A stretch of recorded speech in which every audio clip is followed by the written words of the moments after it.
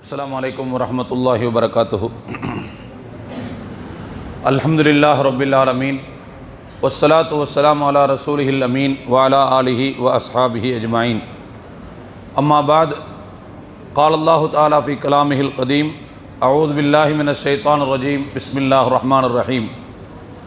या बुनय्या अक़िमिस सलात वअमुर बिल मअरूफ़ वन्हा अनिल मुनकर वस्बिर अला मा असाबक इन्न ज़ालिक मिन अज़्मिल उमूर। वक़ाल नबियुना सल्लल्लाहु अलैहि वसल्लम अस्सियामु जुन्नह इज़ा कान यौमु सियामि अहदिकुम फ़ला यरफ़ुस वला यस्ख़ब फ़इन शातमहु अहदुन औ क़ातलहु फ़ल्यक़ुल इन्नी साइम औ कमा क़ाल सल्लल्लाहु अलैहि वसल्लम। அளவற்ற அருளாளன் நிகரற்ற அன்புடையோன் எல்லாம் வல்ல அல்லாஹுவின் திருப்பெயரால் என்னுடைய உரையை தொடங்குகிறேன். எல்லாம் வல்ல இறைவன் நாம் செய்த நல் அமல்களை எல்லாம் ஏற்றுக்கொண்டு அவற்றுக்கு நிறைவான நற்கூலிகளை இம்மை மறுமை ஈருலகத்திலும் தந்தருள் புரிவானாக என்கின்ற துவாவோடு என்னுடைய உரையை தொடங்குகிறேன். நான் இன்றைய தினம் சொல்ல இருக்கக்கூடிய செய்தி என்பது ஒரு முக்கியமான செய்தி. நோன்பு என்கின்ற அந்த அமல் நமக்கு நிறைய பலாபலன்களை தருகிறது.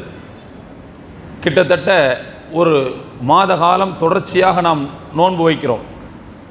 பல்வேறு நல்ல சிந்தனைகளை நல்ல செயல்பாடுகளை அந்த நோன்பு நமக்குள்ளே விதைக்கிறது. அவ்வாறு நோன்பின் மூலமாக நமக்கு கிடைக்கக்கூடிய ஒரே ஒரு நற்பலனை மட்டும் இன்றைய தினம் நான் உங்களுக்கு நினைவுபடுத்த ஆசைப்படுகிறேன். அது வேறொன்றுமில்லை, நோன்பு நமக்கு தந்திருக்கக்கூடிய மிகப்பெரிய பலாபலன் என்பது மனக்கட்டுப்பாடு. மனக்கட்டுப்பாடு தான் நோன்பு நமக்கு தந்திருக்கக்கூடிய மிகப்பெரிய பலாபலன்களில் ஒன்று. அருமையான தோழர்களே, உலகத்தில் மனக்கட்டுப்பாடு என்பது மிகவும் அருகி வரக்கூடிய ஒரு பண்பாக இருந்து கொண்டிருக்கிறது. இன்றைக்கி நிறைய மக்கள்கிட்ட அந்த மனக்கட்டுப்பாடெல்லாம் கிடையாது. எல்லாம் பிஞ்சிலேயே பழுத்துதான் இருக்குதுங்க. கிடைக்கும் போதே எல்லாத்தையும் அனுபவித்து தீர்த்தரணும், முடிச்சிடணும் அப்படின்னு சொல்லி பார்த்தீங்கன்னு சொன்னால் எல்லாமே அந்த பருவம் அடைவதற்கு முன்பே அனைத்தையும் அனுபவித்து முடித்து விடுவது, எல்லாத்தையும் என்ஜாய் பண்ணி தீர்த்து முடிச்சிடுறது. இது இருக்கட்டும், நமக்கு இன்னும் வயசு வரல, காலகட்டம் வரல, இன்னொரு நாளில் பார்த்துக்கறலாம், அது வரைக்கும் நம்முடைய ஒழுக்க சீலத்தை காப்பாற்றுவோம், அது வரைக்கும் கட்டுப்பாடாக இருப்போம். அதெல்லாம் ஒன்றுமே கிடையாது. எல்லாம் என்ன செஞ்சு போச்சுன்னு சொன்னால் கிடைச்ச நேரத்தில் அனுபவிச்சுட்டு, பெரியவர்கள் முதல் சிறியவர்கள் வரை அனைவரிடத்திலையும் இப்படிப்பட்ட ஒரு பண்பு மிகவும் அருகி போன ஒரு காலகட்டத்தில் நாம் வாழ்ந்து கொண்டிருக்கிறோம். ஆனால் நமக்கு மனக்கட்டுப்பாடு என்பது எவ்வளவு அவசியமானது, அத்தியாவசியமானது என்பதைத்தான் நான் உங்களுக்கு இன்றைய தினம் விவரிக்க ஆசைப்படுகிறேன். தோழர்களே, லுக்மான் அலைஹிஸ்ஸலாம் தன்னுடைய பிள்ளைக்கு சொன்ன அறிவுரைகளை திருக்குர்ஆன் நமக்கு எடுத்துச் சொல்கிறது. அப்படிப்பட்ட அறிவுரைகளில் ஒன்று, லுக்மான் அலைஹிஸ்ஸலாம் அவங்க பெரிய அறிஞர், தாம் மகனுக்கு சொன்னாங்க, யா புனையா அகிமிஸ் ஸலாத்த வஅமுர் பில் மஅரூஃபி வன்ஹா அனில் முன்கர். என் அருமை மகனே, தொழுகையை கடைபிடிப்பாயாக,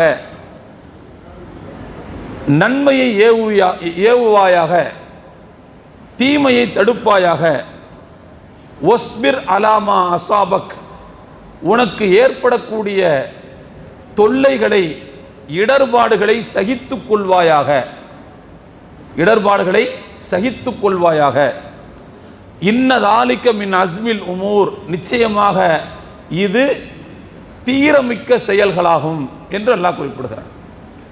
தோழர்களே, மனக்கட்டுப்பாடு என்பது சகிப்புத்தன்மையினுடைய இன்னொரு வெர்ஷன் தான். அது சகிப்புத்தன்மை என்பது மிகவும் அத்தியாவசியமான ஒன்று.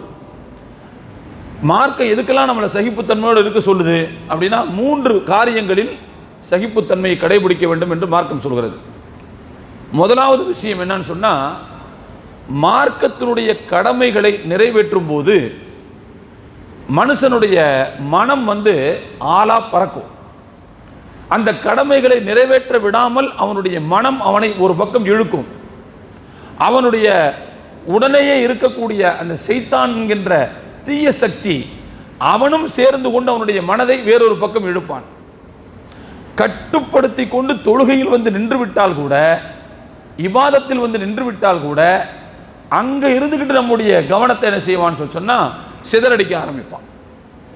நம்முடைய மனதை ஒருமுகப்படுத்துகிற அந்த வேலையை நம்முடைய மனமும் செய்ய விடாது, நம்முடன் இருக்கின்ற சைத்தானும் செய்ய விட மாட்டார். அப்போ முதலாவது நம் மனதை கட்டுப்படுத்துதல் என்பது எங்கே இருக்கணும்னு சொன்னா, அல்லாஹ்வினுடைய கடமைகளை செய்யக்கூடிய விஷயத்தில் மனதை கட்டுப்படுத்த வேண்டும். உதாரணமா ஒரு தொழுகை நேரம் இருக்குது, ஆனால் அந்த தொழுகை நேரத்தில் நாம் கடையை சாத்திட்டு வந்தால் நமக்கு வரக்கூடிய முக்கியமான ஒரு ஆஃபர் தப்பி போயிடும். இப்படி வச்சுக்கங்க, ஒரு முக்கியமான ஒரு ஆஃபர்னு வைங்க, ஒரு பெரிய லாபம், அது தப்பி போயிருமோன்னு மனசு தோணுது, அலபாயுது. லோஹருக்கு தான் வந்து 3:30 மணி வரையும் டைம் இருக்குதுல்ல, ஏன் நம்ம கெடுத்துக்கிறணும், அது வரைக்கும் திறந்து வச்சுருப்போம், ஜமாத் அப்புறமா தொழுதுக்கிறது, 2வது ஜமாத் 3வது ஜமாத் நடக்க தானே செய்யும், அப்போ போய் தொழுதுக்கிறலாம் அப்படின்னு நம்முடைய மனம் நம்மை என்ன செய்யும் சொன்னால், கிடைக்க இருக்கிற லாபத்துக்காக தொழுகையை தள்ளி போட சொல்லி மனம் இழுக்கும். இந்த இடத்துல தான் மனசை கட்டுப்படுத்தணும். எனக்குன்னு எழுதி வச்சது கண்டிப்பாக வரும், என் ஊடு தேடி வரும், நான் ஆளாக பறக்க வேண்டிய அவசியம் கிடையாது. அல்லாஹ்வுடைய நேரம் தொழுகை நேரம் வந்துருச்சு, முதல் நேரத்தில் போய் தொழுதா நிறைய நன்மை இருக்குது, நான் போய் தொழுக போகிறேன், எனக்குன்னு எழுதி வச்சா என் வீட்டு வாசலில் வந்து காத்து கிடக்கும் என் ரிஸ்க் அப்படின்ட்டு வர்றோன்னு வைங்க. இதுதான் மனக்கட்டுப்பாடு. இதைத்தான் இன்றைக்கு நாம் பழக வேண்டிய தேவை இருக்குது. நான் உதாரணத்துக்கு ஒன்று சொன்னேன், நீங்கள் இதிலிருந்து என்ன செஞ்சுக்கலாம், நிறைய உதாரணங்கள் நீங்களே வச்சுக்கலாம். அப்போது அல்லாஹ்வினுடைய கடமைகளை செய்யக்கூடிய விஷயத்தில் நம்முடைய மனம் ஆளாய் பறக்கும், அதை கட்டுப்படுத்த வேண்டிய பொறுப்பு நமக்கு இருக்குது. ஒன்று. 2வது, இந்த தடுக்கப்பட்ட செயல்களை செய்ய போகும்போது மனம் என்ன செய்யணும்னா ரொம்ப ஆளா பறக்கும், அந்த வேலையை செய்ய மாட்டோமான்னு தோணும். எப்போதுமே மனிதன் தடுக்கப்பட்ட விஷயத்தின் பக்கம்தான் ஈர்ப்பு அதிகம் உள்ளவனாக இருப்பான். ஒரு விஷயத்தை செய்யாதேன்னு சொன்னதான் மனசை ஏன் செஞ்சு பார்க்கக்கூடாதுன்னு மனசு சொல்லும். அப்போ எனவே எப்போ பார்த்தாலும் சரிதான், ஹராமான விஷயங்கள், தடை செய்யப்பட்ட விஷயங்களில் மனித மனம் ஆர்வம் கொண்டதாக இருக்கும். சொல்லப்போனால் அந்த தடை செய்யப்பட்ட விஷயத்தின் பக்கம் இழுவை அதிகமாக இருக்கும். அவனுடைய மனமும் அவனை பிடிச்சி இழுக்கும், சைத்தானும் பிடிச்சி இழுப்பான். இப்போ இந்த நேரத்தில் தான் மனதை அந்த ஹராமின் பக்கம் ஈர்ப்பாகி விடாமல் இழுத்து பிடிக்க வேண்டிய, கட்டுப்படுத்த வேண்டிய பொறுப்பு நமக்கு இருக்கிறது. ரம்ஜானில் பயிற்சி பண்ணோம்ல, ரம்ஜானில் பயிற்சி பண்ணோமா இல்லையா? வகை வகையான உணவுகள் நம்ம வீட்டில் இருந்துச்சு, நம்ம கடையில் இருந்துச்சு, நம்ம வீட்டு ஃப்ரிட்ஜில் இருந்துச்சு, யாருமே பக்கத்தில் இல்லை பார்க்கறதுக்கு. எடுத்து ஒரு டம்ளர் தண்ணி குடித்தா கேட்கறதுக்கு நாதி கிடையாது. ஆனால் நம்ம என்ன செஞ்சோம், நோன்பை முழுமைப்படுத்துவதற்காக வேண்டி அல்லாஹ்வுக்காக மனசை கட்டுப்படுத்தணுமா இல்லையா? அதே போல நோன்பு துறக்கிற நேரத்தில் வரிசையாக அடுக்கி வைக்கப்பட்டிருந்துச்சா பொருட்கள், விதவிதமாக நறுக்கப்பட்ட பழங்கள், வகை வகையாக தயார் செய்யப்பட்ட பலகாரங்கள், அதை அடுக்கி வைக்கப்பட்ட நேர்த்தி, ஒவ்வொரு பொருளும் என்னை எடுத்து சாப்பிட மாட்டியா, என்னை எடுத்து சாப்பிட மாட்டியான்னு நம்மளை கேட்டுச்சா? ஆனால் நோன்பு துறக்கிற நேரம் வர்றதுக்கு முன்னாடி நம்ம எடுத்து சாப்பிட்டோமா? என்ன செஞ்சோம், மனசை கட்டுப்படுத்தி பிடிச்சி வச்சிருந்தோம்ல. அந்த பயிற்சியை நமக்கு நோன்பு தந்துச்சா இல்லையா? எவ்வளோ பெரிய விஷயம் அது தோழர்களே. இது நோன்புக்காக மட்டும் கட்டுப்படுத்தப்பட்டதாக இருக்கக்கூடாது, காலம் முழுக்க கட்டுப்படுத்தப்பட்டதாக இருக்கணும். இந்த பயிற்சி மற்ற காலங்களிலும் வர வேண்டும். அனுமதிக்கப்பட்ட பொருளிலேயே நாம் மனதை கட்டுப்படுத்தினோம். இப்போ ரமலானுக்கு வெளியில போகும்போது அனுமதிக்கப்படாத ஹராமான விஷயங்களின்பால் நம்முடைய மனம் நம்மை இழுக்கும். நம்முடைய சைத்தான் அதன் பக்கம் நம்முடைய மனசை பிடிச்சி தள்ளுவான். மனம் என்பது ஒரு குரங்கு, இங்கேயும் அங்கேயும் ஆளா பறந்துகிட்டே தான் இருக்கும். ஆனால் அதை தடுத்து பிடித்து கட்டுப்பாடுடன் வைத்துக் கொள்வதுதான் நாம் செய்ய வேண்டிய மிக முக்கியமான செயல் என்பதை மறந்துவிடக்கூடாது. அப்போ ரெண்டாவது விஷயம், ஒன்று இபாதத்துகள் செய்கிற விஷயத்தில் மனம் ஆளா பறக்கும், அதுலேயும் கட்டுப்படுத்தணும் மனசை. தொடர்ந்து இபாதத்து செய்யக்கூடிய அந்த மனோபாவம் உள்ள அந்த சூழ்நிலையை உருவாக்க வேண்டும். ரெண்டாவது, ஹராம்களின்பால் நம்முடைய மனம் லயிக்கும். அதை பிடிச்சி இழுத்து என்ன செய்யணும்னு சொன்னா, ஹராமின்பால் ஆசைப்படாத, அடுத்தவரின் பொருள்பால் ஆசைப்படாத அந்த மாதிரியான ஒரு மனக்கட்டுப்பாட்டை நாம் தொடர்ந்து மேற்கொள்ள வேண்டும். இது ரெண்டாவது விஷயம். மூணாவது தோழர்களே, மனக்கட்டுப்பாட்டை மேற்கொள்ள வேண்டிய மூணாவது பகுதி, நம்மையெல்லாம் படைப்பதற்கு முன்பே அல்லாஹ் நம்முடைய விதியை படைத்து விட்டார். இறைவனுடைய தீர்மானத்தின் அடிப்படையில் நமக்கு சில நேரங்களில் நட்டங்களும் ஏற்படும், சில நேரங்களில் நமக்கு சிரமங்கள் வரும், இடர்பாடுகளை சந்திப்போம். நம்முடைய செல்வத்தில் இழப்பு ஏற்படலாம், குடும்பத்தில் இழப்பு ஏற்படலாம், வணிகத்தில் நஷ்டம் ஏற்படலாம். ஏதோ ஒரு வகையில் இடர்பாடு என்பது நமக்கு முன்னாலேயே தீர்மானிக்கப்பட்ட விஷயம். அப்படி தீர்மானிக்கப்பட்ட அந்த விஷயம் வரும்போது உடனே நம்ம என்ன செய்யக்கூடாதுன்னா, பதறக்கூடாது, நிலை தடுமாறக்கூடாது. அந்த நேரத்தில் என்ன செய்யணும், மனசை ஆசுவாசப்படுத்த வேண்டும். என்ன ஆசுவாசப்படுத்தணும்?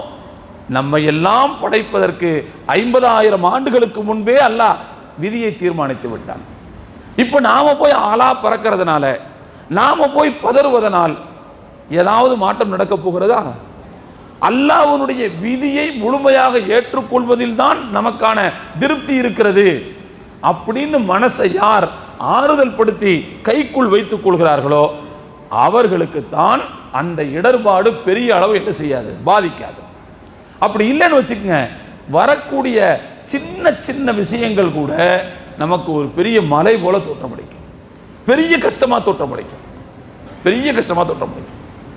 பிள்ளைகள் இறந்து போறது விஷயம் இருக்கு பாருங்க, நம்முடைய பிள்ளைகள் இறந்து போறது, அதை கூட சாதாரணமான விஷயங்களாக சஹாபாக்களும் சரி அதற்கு பிறகு வந்த தலைவரையும் தாங்கி கொண்டார்கள்.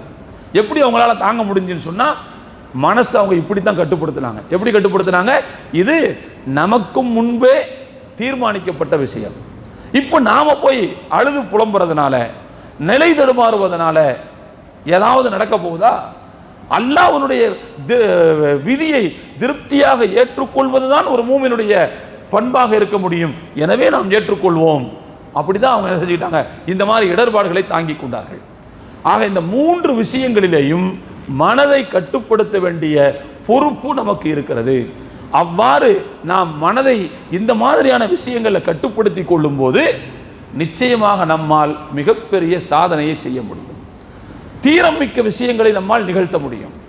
அப்படி இல்லாட்டி இந்த மாதிரியான விஷயங்கள்ல மனசை நம்ம கட்டுப்படுத்தலைன்னா சின்ன சின்ன விஷயத்துக்கெல்லாம் நாம் என்ன என்ன என்ன ஆகும்னா ரியாக்ட் பண்ண ஆரம்பிப்போம், சின்ன சின்ன விஷயத்துக்கெல்லாம் பதற ஆரம்பிப்போம்.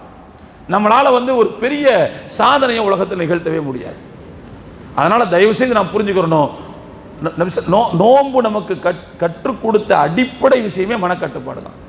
ரசூலுல்லாஹ் சொன்னாங்க, உங்களில் ஒருத்தர் நோன்பு வச்சிருக்கும் போது யாராவது ஒருத்தரை திட்டினா, யாராவது ஒருத்தர் சண்டைக்கு வந்தா என்ன செய்யணும்னு ரசூலுல்லாஹ் சொன்னாங்க? அப்படின்னா என்ன அர்த்தம்? எனக்கு சண்டை பிடிக்க முடியல, நானே நோன்பு வச்சு சீமாத்து போய் கிடக்கிறேன், என்னால் சண்டை பிடிக்க முடியல அப்படின்னு அர்த்தமா? அதுக்கு இல்லை. அதுக்கு என்ன அர்த்தம்னா, நான் நோன்பாளி, என் நோன்பை காப்பாற்ற வேண்டிய கடப்பாடு உள்ளவன், நான் இந்த விஷயத்துக்காக ரியாக்ட் ஆகி, நீ என்னை திட்டுறதுனால நான் ரியாக்ட் ஆகி, நான் எதிர்வினையாற்றி என் நோன்பை நான் கெடுத்துக்கொள்ள விரும்பல. அப்படிதான் அதுக்கு அர்த்தமே தவிர, நான் நோன்பு வச்சு களைச்சு போயிருக்கிறேன், என்னால் பேசுறது கூட சீவன் இல்லை, நான் பேச, அப்படி அல்ல அர்த்தம் அதுக்கு. அப்போ நோன்பு நமக்கு கற்றுத்தரக்கூடிய உச்சபட்ச விஷயமே என்னன்னு சொன்னா கட்டுப்பாடு தான். அப்போ தோழர்களே, அந்த கட்டுப்பாடு தான் இன்றைக்கு உலக வாழ்க்கையில் நமக்கு தேவைப்படுகிறது அப்படிங்கிறத நாம் தயவு செய்து புரிந்து கொள்ள வேண்டும். மனக்கட்டுப்பாடு இருந்தால் எவ்வளவு மகத்தான வெற்றியை பெற முடியும் என்பதற்கு ஒரே ஒரு டெஸ்ட்டை மட்டும் நான் உங்கள்கிட்ட சொல்லிடுறேன். மார்ஷல்லோ டெஸ்ட்னு ஒன்று இருக்குது. மார்ஷ்மல்லோ டெஸ்ட் அப்படின்னு ஒன்று இருக்குது. அது 1972 வால்டர் மிஸ்ஸல் அப்படிங்கிற ஒரு அறிஞர் இந்த ஒரு டெஸ்ட்டை ஒன்று பண்ணார். இது ஒரு பெரிய புதிர்லாம் ஒன்றும் கிடையாது. மார்ஷ்மல்லோங்கிறது அது ஒரு சாக்லேட்டுன்னு வச்சுக்கோங்க, அது ஒரு இனிப்பு பொருள், ஒரு சாக்லேட்னு வச்சுக்கோங்க. இந்த சாக்லேட்டை வச்சு ஒரு டெஸ்ட் ஒன்று பண்ணார் அவர்.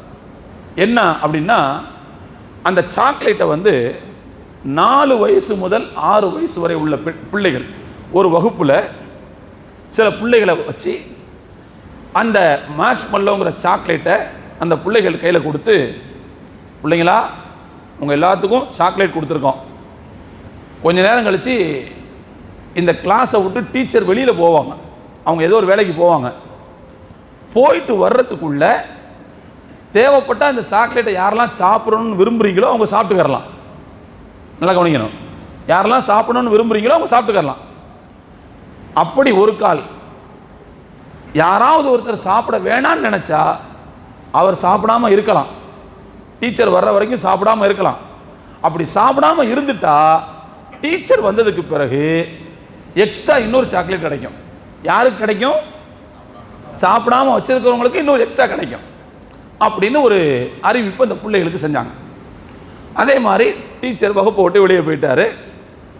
சின்ன பிள்ளைங்க கையில் சாக்லேட்டு, மனம் பரபரக்கும் இல்லையா? நிறைய பிள்ளைங்க சாக்லேட்டை என்ன செஞ்சிருச்சு, பிரித்து எடுத்து சாப்பிட ஆரம்பிச்சிருச்சு. ஆனாலும் கூட அதே வகுப்பில் சில குழந்தைகள் மட்டும் டீச்சர் வரட்டும், வந்ததுக்கு பிறகு நம்ம அது வரைக்கும் வச்சுருந்தா இன்னொரு சாக்லேட் கிடைக்கும் அப்படிங்கிற அந்த எண்ணத்தோட சாப்பிடாமல் வச்சிருச்சு. அதே மாதிரி டீச்சர் வந்தாங்க, வந்ததுக்கு பிறகு அந்த பிள்ளைகளுக்கு மட்டும் தனித்தனியாக இன்னொரு சாக்லேட் கொடுத்தாங்க. டெஸ்ட்டு முடிஞ்சு போச்சு. இந்த வால்டர் மிஸ்ஸல் அப்படிங்கிறவர் அந்த வகுப்பில் எந்த பிள்ளைகளெல்லாம் டீச்சர் வெளியில் போயிருக்கும்போது சாப்பிடலையோ அந்த பிள்ளைகளை மட்டும் கணக்கெடுத்தார். கணக்கெடுத்து அந்த பிள்ளைகள் வளர வளர தன்னுடைய கண்காணிப்பை இந்த பிள்ளைகள் மேலே செலுத்தி கொண்டே இருந்தார். அந்த பிள்ளைங்களை மட்டும் கணக்கெடுத்து கடைசியில் அவர் என்ன ரிசல்ட் கொடுக்குறாருன்னு சொன்னால், எந்த பிள்ளைகள் சாக்லேட்டை டீச்சர் வர வரைக்கும் சாப்பிடாம வச்சிருந்து மனக்கட்டுப்பாடோடு இருந்தாங்களோ அந்த பிள்ளைங்க வந்து ஸ்டடியில் ரொம்ப நல்லா இருந்தாங்க, புத்திசாலித்தனமாக இருந்தாங்க, எக்ஸாமை ரொம்ப இலகுவாக என்ன செஞ்சாங்க, கிராக் பண்ணாங்க. அதே போல் பிற்காலத்தில் பெரிய ஆனதற்கு பிறகு பணி வாய்ப்புகள், பெரிய பெரிய பணி வாய்ப்புகளில் போய் தொட்டு துலங்கினவங்களும் அந்த மாதிரி பிள்ளைங்களாக தான் இருந்தாங்க அப்படின்னு அவர் என்ன செய்கிறாருன்னா ஒரு ரிசல்ட் ஒன்று சமர்ப்பிக்கிறார். இந்த டெஸ்ட்டுக்கு பேர் தான் வந்து மார்ஷ்மெல்லோ டெஸ்ட்டுன்னு சொல்லுவாங்க. நான் எதுக்கு இந்த செய்தியை சொல்ல வரேன்னா, கொஞ்ச நேரம், அதாவது பிள்ளைங்களை பொறுத்த வரைக்கும் இனிப்பு பொருளில் மனசு பறி கொடுத்துருவாங்க, கட்டுப்படுத்தி வைக்க முடியலை. கட்டுப்படுத்தி வைக்க முடியாத பிள்ளைகளால் பெரிய அளவில் துலங்க முடியவில்லை. யார் மனதை கட்டுப்படுத்தக்கூடிய திறன் உள்ள குழந்தைகளாக இருந்தார்களோ அவர்கள்தான் படிப்பில் சுட்டியாக இருந்தார்கள், பணியில் உயர்ந்த இடத்திற்கு போனார்கள், மேலே மேலே நிறைய சாதனைகளை நிகழ்த்தினார்கள். அப்படிங்கிறது தோழர்களே, இன்னைக்கு இதுதான் தேவைப்படுது, நமக்கு இதுதான் இன்னைக்கு தேவைப்படுது. அதுவும் இன்றைய காலகட்டத்தில் இந்த உலகத்தில் ஒரு முஸ்லீமாக, அதுவும் ப்ராக்டிக்கல் முஸ்லீமாக வாழ்கிறதுங்கிறது எவ்வளோ பெரிய சிரமம் கொஞ்சம் யோசிச்சு பாருங்கள். ப்ராக்டிக்கல் முஸ்லீமாக, நாம்கே வாஸ்தே முஸ்லீம்னு சில பேர் இருப்பாங்க, அது வேறு விஷயம், பெயரளவு முஸ்லீம்கள், அல்லது இந்த பார்ட் டைம் முஸ்லீம்னு சில பேர் இருப்பாங்க, பள்ளிவாசலுக்கு வந்தால் மட்டும் தொழுகாரி மாதிரி இருந்துக்கிறது, வெளியே போனது பிறகு வேறு மாதிரியாக மாறிடுவாங்க, பகுதி நேர முஸ்லீம்கள். அப்படி இல்லாமல் எல்லா நேரத்திலையும் ப்ராக்டிக்கல் முஸ்லீமாக உலகத்தில் வாழ்கிறதுங்கிறது இன்றைக்கி ஒரு பெரிய சேலஞ்ச். ஆனால் நாம் கடைசி வரைக்கும் ஈமானை தக்க வச்சுக்கிறணும்னு சொன்னால், இஸ்லாத்தின் மீது மாறாப்பட்டுடன் நம்முடைய வாழ்க்கையை நடத்த வேண்டும் என்று சொன்னால், மனக்கட்டுப்பாடு இல்லாமல் தயவு செய்து நம்மால் ஒரு இன்ச்சு கூட நகர முடியாது. ஏன்னா நம்மளை வந்து நாலாபுறத்தில் இருந்தும் இடர்பாடுகள் நெருங்கி கொண்டே இருக்கும். அதுலேயும் கிட்டத்தட்ட இந்துத்துவா சக்திகள் வெறிகுண்டு திரியக்கூடிய ஒரு காலகட்டத்தில் வந்து நாமெல்லாம் ப்ராக்டிக்கல் முஸ்லீமாக மார்க்கத்தின் மீது பற்றுறுதியோடு வாழ்வது அப்படிங்கிறதுலாம் மனக்கட்டுப்பாடு இல்லாமல் கண்டிப்பாக சாத்தியமே இல்லை. அதனால தான் நான் அந்த மனக்கட்டுப்பாட்டை ரொம்ப அழுத்தமாக உங்களுக்கு சுட்டி காட்ட ஆசைப்படுகிறேன். சின்ன சின்ன விஷயத்துக்கெல்லாம் ரியாக்ட் ஆகக்கூடாதுங்க. சின்ன சின்ன விஷயத்துக்குலாம் என்ன செய்யக்கூடாது. ஒருத்தர் நம்மளை வந்து திட்டிடுறாரு, திட்டுறதுக்காண்டிலாம் நம்ம என்ன செய்ய ரியாக்ட் ஆகிடக்கூடாது. அப்படி ரியாக்ட் ஆகிட்டோன்னு வச்சுக்கோங்க, அது நம்முடைய பலவீனம். நம்ம பலவீனம் நம்மளை அதாவதுங்க, பெருமானார் ஸல்லல்லாஹு அலைஹி வஸல்லம் அவங்கள்ட்ட கேட்குறாங்க, மிகப்பெரிய வீரர் யாருன்னு கேட்டாங்க ரசூலுல்லாஹ்ட்ட. பெரிய வீரர் யார்? நம்மள்ட்ட கேட்டால் யாரை சொல்லுவோம்? யாரை சொல்லுவோம்? பிறரை அடித்து வீழ்த்துபவர்களைத்தான் நம்ம வீரர்னு சொல்லுவோம் இல்லையா? ரசூலுல்லாஹ் சொன்னாங்க, பிறரை அடித்து வீழ்த்துபவர் உண்மையில் வீரர் கிடையாது. உண்மையில் யார் வீரர் என்று சொன்னால், கோபம் வரும்போது தன்னை யார் ஆளுகிறார்களோ, தான் மேலே யார் ஆளுமை செலுத்துகிறாங்களோ அவங்க தான் அப்படின்னாங்க. உண்மையிலே கோபம் வரும்போது என்னை நான் என்ன செய்யணும்? ஆளுமை பண்ணணும், கட்டுப்படுத்தணும்னு அர்த்தம். ஆளுமை பண்ணுறதுன்னு அர்த்தம், நீ ரியாக்ட் ஆகாத, நீ பதறாத, அவன் சொன்னாங்கிறதுக்காக வேண்டி, அவன் திட்டாங்கிறதுக்காக வேண்டி நீ ஏன் வந்து ஒன்று நிலைமை ஏன் நீ இழக்கிற, நீ ஏன் நிலை குளிஞ்சு போகிற, கொஞ்சம் அறிவுபூர்வமாக சிந்திச்சுப்பாரு. நீ அவன் அப்படி சொல்லிட்டதுனால உண்மையிலேயே நீ வந்து கோழை ஆகிட்டியா? அந்த இடத்துல தான் அறிவுக்கு வேலை கொடுக்கணும். ரசூலுல்லாஹ் சொல்கிறாங்க, கோபத்தின் போது யார் தன்னை கட்டுப்படுத்தி ஆளக்கூடிய திறன் உள்ளவர்களாக இருக்கிறாங்களோ அவங்க தான் உண்மையில் மிகப்பெரிய வீரர் என்று சொன்னாங்க. தோழர்களே, சின்ன சின்ன விஷயத்துக்கெல்லாம் என்ன செய்யக்கூடாது? ரியாக்ட் ஆகக்கூடாது. ஒரே ஒரு செய்தியை மட்டும் சொல்லி முடிச்சிடுறேன். யூசுப் அலைஹிஸ்ஸலாம் அவங்களோட வரலாறுல ஒரு கட்டத்தில் யூசுப் அலைஹிஸ்ஸலாம் வந்து என்ன செஞ்சுட்டாங்க, எகிப்தினுடைய அரசாங்கத்தில் வந்து உட்காந்துட்டாங்கல்ல. உட்கார்ந்த உடனே அதே சகோதரர்கள் என்ன செய்கிறாங்க, அவங்க வாப்பாட்ட சொல்லி சகோதரர்கள்லாம் வந்து உணவுப் பொருள் கேட்டாங்களா, என்ன பை இருக்குது, என் கூட ட்ராவல் பண்ணுங்க ஏமா இருக்குல்ல, அப்படி வந்தாங்க எகிப்துக்கு. அப்படி வந்த நேரத்தில் யூசுப் அலைஹிஸ்ஸலாம் என்ன செஞ்சாங்க, உங்களுக்கு இன்னொரு சகோதரர் ஒருத்தர் இருக்கார், அவரையும் சேர்த்து கூப்பிட்டு வாங்கன்னு சொன்னாங்களா, புன்யாமின். அவரை போய் கூப்பிட்டு வரத்துக்கு போனால் பாப்பா வந்து ஏற்கனவே யூசுஃபை இழந்த அந்த ஏற்கனவே பட்டிருக்குது ஒரு காயம், அதனால் இன்னொரு மகனை இழக்க அவர் விரும்புகிறேன். ஆனால் இருந்தாலும் வலுக்கட்டாயம் பண்ணி கூப்பிட்ட உடனே சரி அல்லாஹ்வுடைய பாதுகாப்புன்னு சொல்லி அனுப்பி வச்சுட்டாங்க இல்லையா. புன்யாமினோட வர்றாங்க, வந்து யூசுப் அலைஹிஸ்ஸலாம் அவங்களை சந்திக்கிறாங்க. சந்தித்த உடனே யூசுப் அலைஹிஸ்ஸலாம் புன்யாமின்ட்ட என்ன செய்கிறாங்க, பேசி நான் வேறு யாரும் இல்லை, சோ ஆள் தான், இது சில விஷயம் நடக்கும், எதுவும் கண்டுக்கிறாதுன்னு சொல்லி முடிச்சுட்டாங்க இல்லையா. அப்போது அந்த உணவுப் பொருளை கொடுத்த உடனே யூசுப் அலைஹிஸ்ஸலாம் வந்து என்ன செஞ்சாங்க அப்படின்னா, அந்த உணவுப் பொருளை அளக்கிறதுக்கான அளவை இருக்குல்ல, தங்க அளவை, அதை அந்த சகோதரர்களுடைய உணவு பையில் போட்டு கட்ட சொன்னாங்களா, அப்படி கட்டினாங்க. கெட்டினதுக்கு பிறகு யூசுப் அலைஹிஸ்ஸலாம் என்ன செஞ்சாங்க, நீங்கள் திருடிட்டீங்க, அரசாங்கத்தினுடைய பொருளை களவாடிட்டீங்க அப்படின்னு இங்கேருந்து வீரர்களை அனுப்பி வச்சு அவங்களை பிடிச்சிட்டு வர சொன்னாங்க.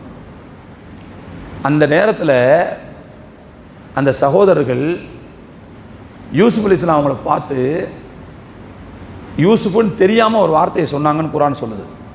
என்ன சொன்னாங்க தெரியுமா, நாங்கள்லாம் திருடலை, இவருடைய புன்யாமினுடைய பையில் தான் அது இருக்குது, இந்த ஆள் தான் திருடி இருக்கார் போல தெரியுது, இவர் திருடி இருந்தால் இதற்கு முன்பு இவருடைய சகோதரர் யூசுஃபும் திருடி இருப்பார். காலு யஸ்ரிக் ஃபகத் சரக அகுன் லஹு மின் கபுலு. அப்போ அந்த இடத்துல யூசுப் அலைஹிஸ்ஸலாம் அதுக்கு கோவம் வந்திருக்கணும்ல, கோவம் வந்திருக்கணும், வந்துடக்கூடாதா? நான் உங்களுக்கு படி அளக்க உட்காந்து என்ன திருடன்னு சொல்கிறீங்களா அப்படின்னு கோவம் வந்திருக்கணும்ல. ஆனால் யூசுப் அலைஹிஸ்ஸலாம் ரியாக்டே பண்ணலை, எதுவுமே சொல்லலை, அப்படியே பேசாமல் என்ன செஞ்சாங்க, போட்டு விழுங்கிக்கிட்டாங்க, கடித்து விழுங்கிக்கிட்டாங்க. ஆனால் பின்னால் சொன்னாங்க. அதை நான் எதுக்கு சில செய்தியை சொல்ல வரேன்னு சொன்னால், சில நேரங்களில் பொது வேலைகளில் இருக்கும்போதோ அல்லது தனிப்பட்ட சில இதுகளில் இருக்கும்போது 4 பேர் 4 விதமாக பேசத்தான் செய்வாங்க. மனதை காயப்படுத்தக்கூடிய பல விஷயங்கள் நடக்கத்தான் செய்யும். அந்த மாதிரியான விஷயங்களுக்கெல்லாம் நம்ம ரியாக்ட் ஆகி அதுக்கெல்லாம் நம்ம எதிர்வினை ஆற்றணும்னு வச்சுக்கோங்க, நம்முடைய உண்மையான அந்த பலம் வந்து என்ன செஞ்சிடும், போயிடும். நாம் நம்முடைய ரிசோர்ஸை இழக்க ஆரம்பிச்சிருவோம், நம்முடைய உண்மையான பலத்தை நம்ம இழக்க ஆரம்பிச்சிருவோம். அதனால் தயவு செய்து இந்த உலகத்தில் இப்பொழுது வாழ்வதற்கு மிக அடிப்படையான தேவை என்பது மற்ற எல்லாத்தையும் விட மனக்கட்டுப்பாடுங்கிறத தயவு செய்து நாம் புரிந்து கொள்ள வேண்டும். அப்படிப்பட்ட மனக்கட்டுப்பாட்டை அல்லாஹ் நோன்பின் மூலமாக நமக்கு 1 மாத காலம் பயிற்றுவித்திருக்கிறான். அதை நாம் நம்மையும் அறியாமல் நாம் அதை கண்டிப்பாக அனுபவித்திருக்கிறோம். இப்போ நம்முடைய பொறுப்பு என்னன்னு சொன்னால், மறக்காமல் இதை அப்படியே என்ன செய்யணும், தூக்கிக்கிட்டு மற்ற காலங்களையும் ட்ராவல் பண்ணணும், அவ்வளோதான். எப்படி ஹலாலான விஷயங்களில் கூட மனக்கட்டுப்பாடோடு இருந்தோமோ அதுபோல் மற்ற காலங்களில் ஹராமான விஷயங்களிலையும் மனக்கட்டுப்பாட்டை பேண வேண்டும்.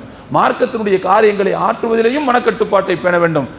விதியின் அடிப்படையில் நமக்கு வரக்கூடிய தொல்லைகள், இடர்பாடுகள், அதை சகித்து ஏற்றுக்கொள்ளக்கூடிய விஷயத்திலேயும் மனக்கட்டுப்பாட்டை நாம் பேண வேண்டும்.